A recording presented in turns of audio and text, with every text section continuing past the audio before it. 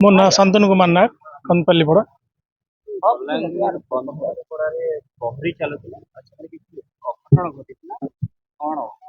ନିହାତି ଭାବେ ଗୋଟେ ଦୁର୍ଭାଗ୍ୟଜନକ ପରିସ୍ଥିତି ସୃଷ୍ଟି ହେଲା, ଯେନ୍ଟାକି ଗୋଟେ ଭାଇଟେ ଆମର ରୋନିତ ନାୟକ ତାର ନା, ସେ ପାଣି ପଙ୍ଖା କି ଜଷ୍ଟ ଟଚ୍ କରିଥିଲା, ସେତେବେଳେ ସର୍ଟ ହେଇଛେ ଆଉ ତାର ପ୍ରାଣ ପାଇ ଉଡ଼ି ଯାଇଛି।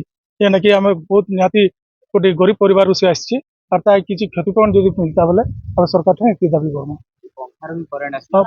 পঙ্খার করেন্ট আসছে এটা 240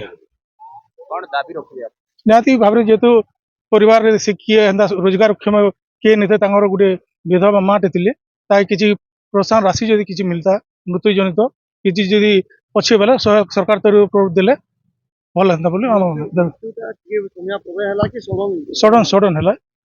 ଯେତେବେଳେ ଆମେ ହସ୍ପିଟାଲ ଯାଇନୁ ଡକ୍ଟର অলরেডি କହିଦେଲି 20 ମିନିଟ୍ ହେଇଗଲା ନା ତାଙ୍କର ପ୍ରାଣବାୟୁ ଉଡ଼ି ଯାଇଛି ବୋଲି।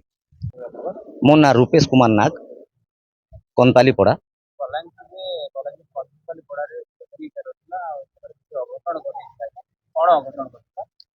ଘଟଣାଟା ହେନ୍ତା କିଛି ନେଇ ଘଟିଥାଏ, କିନ୍ତୁ ଏ ବାବୁଟା ସିନା ନାଚୁଥିଲା, ଆଗରୁ ନେଇ ଘଟିଥାଏ କିଛି, ସମସ୍ତେ ନାଚୁଥିଲୁ। ଆମର ସମାଜ ବାଲେ ଗୋଟେ ପ୍ରହରୀର ଗୋଟେ ଅଷ୍ଟ ପ୍ରହରୀ କରୁଥିଲୁ ଖ୍ରୀଷ୍ଟୀୟ ସମାଜର, ଆଉ ସବୁ ଠିକ ସେ ଚାଲିଥିଲା। କିନ୍ତୁ ସେ ନାଚଲା ବେଲେ ଯେନ୍ ଲୋକ ମାନେ ଝାଲ ଝାଲ ହଉଥିସି, ସେତିକି ବେଲେ ବାବୁ କାଣା କଲା, ସେ ସ୍ପ୍ରେଟା ନେଇକି ସପିଏ ପହଲା ମାରଲା, ବୋଲେ ହାତଟା ତାର ପାଣି ହେଇଯାଇଥିଲା, 2 ହାତ ପାଣି ଲାଗିଥିଲା। ତ ସେଟା କାଣା ହେଲା, ଫ୍ୟାନଟା ଯେନ୍ ସାଇଡରେ ରଖା ହେଇଥିଲା, ନାଚଲା ବେଲେ ଯେନ୍ ଫ୍ୟାନଟା ବାସି, ତ ସେ ଫ୍ୟାନଟା ଲୋକଙ୍କୁ ନେଇ ବାଜବାର ବୋଲି ତାର ମାଇଣ୍ଡରେ କାଣା ଗୋଟେ ହେଲା, ଗଲା ସେ ଫ୍ୟାନ କେଟିକି ଧରିଦେଲା, ବୋଲେ ତାକେ ସେ ଫ୍ୟାନ ଧରିଦେଲା ଯେନ୍ତା, ତାକେ ଫ୍ୟାନରେ ଏକା ସର୍ଟ ମାରିଦେଲା। ତାର ନା ରୋନିତ ନାଗ, ସେଟା ମୋର ପୁତୁରା है, ବୟସ 30-32 ଆଡେ। ନାଇଁ ସେ ହେନ୍ତା ସାଧା ବିଜନେସ କରୁଥିଲା କଲେଜ ଛକରେ। ଦାବି ଆଉ ଆମେ କାଣା ରଖମା ଆଜ୍ଞା, ସେ ତ ଜୀବନଟା ତ ଚାଲିଗଲା, ଆଉ କାଣା କହିଲେ କାଣା କରମା, ସେଟା ତ ଦୁର୍ଘଟଣା है। ହଁ, କ୍ଷତିପୂରଣ ଆରୁ ଆମେ କାହାକେ ମାଗମା କରି, ଯଦି ସରକାର ଯଦି କିଛି ବିଚାର କରିବେ ବୋଲେ ତାଙ୍କର ବିଚାରରେ ନିଷ୍ପତ୍ତି କରିବେ। ଆଉ ଘରକୁ ଆସନ୍ତି ଲକ୍ଷ୍ମୀ ଯଦି ବାଛନ୍ତି ଅସଲି ଲଙ୍ଗଳ ମାର୍କା ହିନ୍ଦୁସ୍ତାନ ସେଟ୍ସ।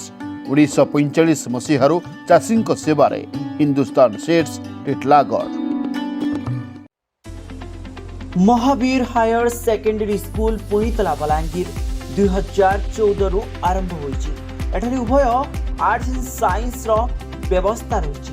एठारे बोथ बॉयज एंड गर्ल्स का हॉस्टल सुविधा रहिछि। उक्त कॉलेज रे अभिज्ञ अध्यापक और अध्यापिका शिक्षादान करंती। एठारे कोचिंग क्लास रो मध्य सुविधा रहिछि। प्रतिदिन संध्या समय रे स्टडी हावर रखा जाइछि। विशुद्ध एवं ठंडा पानीय जलर सुविधा रहिछि। प्रतिमास मंथली एग्जाम अनुष्ठित होइଥାଏ। यार रिजल्ट अभिभावक मानकु सूचित करा जाय। हॉस्टल रे दैनिक 4 बेला पुष्टिकर खाद्य प्रदान करा जाय। एक्स्ट्रा करिकुलर एक्टिविटीज मध्य अनुष्ठित हुए। छात्र छात्री मानक नैतिक मूल्यबोधर वृद्धि निमित्त नैतिक शिक्षा प्रदान करा जाय। कंप्यूटर क्लास मध्य नियमित होइଥାଏ। प्राकृतिक शांत परिवेश रे कॉलेजटी अवस्थित। प्रत्येक 3 मास रे अभिभावक मानकु नै छात्र छात्री मानक अध्ययनरत उन्नति निमंते बैठक रखा जाए। आर्थिक अनग्रसर पिलांक पई कॉलेज तरफरु स्वतंत्र स्कॉलरशिप व्यवस्था करा जाइछि। तेबे आ देरी काहेकि? एडमिशन नेबा पई जोगाजोग करंतु 7537902647 9853608113